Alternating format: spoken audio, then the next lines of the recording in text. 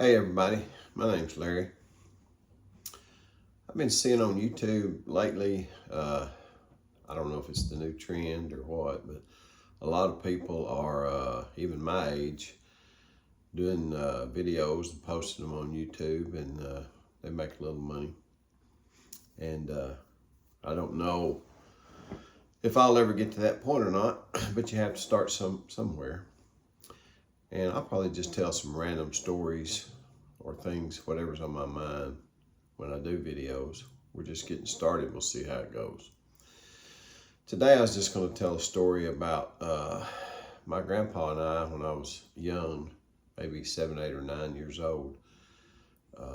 Anytime he had some spare time, he liked to go fishing. And I liked to go with him.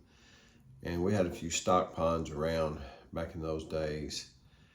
And anytime we were going to go fishing, naturally you got to have some bait. And we tended to use live bait like red worms and grub worms and crickets and things like that. Even wasp and wasp larvae. So one day he asked me, I was at his house, he said, "Son, how would you like to go fishing?" I said, "I'd love to go fishing." And he said, "Well, we're going to need some bait." So I grabbed a shovel in the back of his house, and in the back of his house he had a couple of barns and some old lumber and tin laying around on the ground. And if you've never tried, pretty much when you pull that up, you're going to see that the earth underneath there is moist. It's not dry and baked by the sun because of the cover of the tin or the wood. And you could pull that up and usually do a little digging with a sharp pointed shovel, and you could find you some red worms and grub worms, and every once in a while you'd find a leech. I don't know if any of you have seen a leech, but you know, that's pretty good catfish bait too. So we would dig that up, and we'd have us a little bucket full of worms. And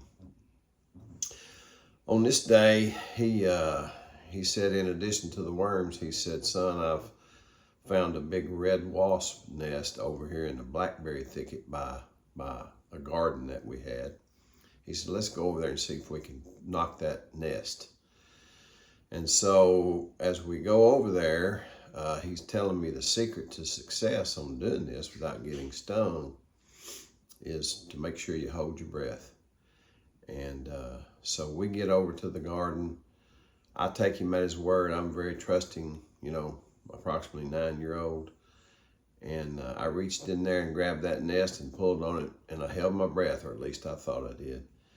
And those red wasps stung me in many, many places. And I was running north, south, east, and west, jumping up and down, and probably crying.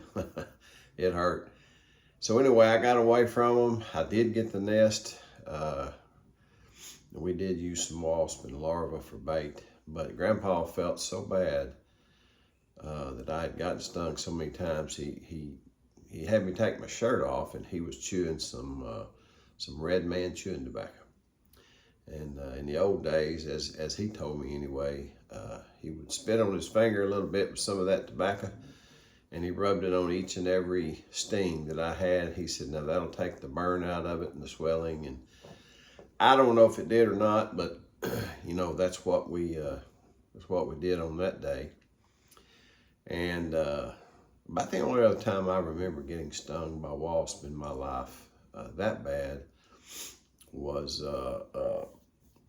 we had a house with some thrift in it. It would bloom purple and blue thrift, and each night I would water that thrift. And one night I was doing that, and out of the ground came hornets or yellow jackets or whatever they were, and they started stinging me all over. And I ran, jumped and ran and hollered. And once I finally got settled, it made me mad, and I just said, you know, I'm going to declare war on those yellow jackets or those hornets. And so I went to the local hardware store, and they had some wasp killer, which you sprayed it, and supposedly it would foam up and encapsulate the wasp nest, or in this case, the hole in the ground. cut off all the oxygen and kill those wasps. So I got me a couple cans of that, and I nuked those suckers. I sprayed them, and I killed them, and I didn't have that problem anymore. But that's about all I got for today. If you like these stories, like and share and subscribe. Subscribe doesn't cost you any money, as I understand it. And I'll see if I can check back in another day maybe and have another story. Thank you.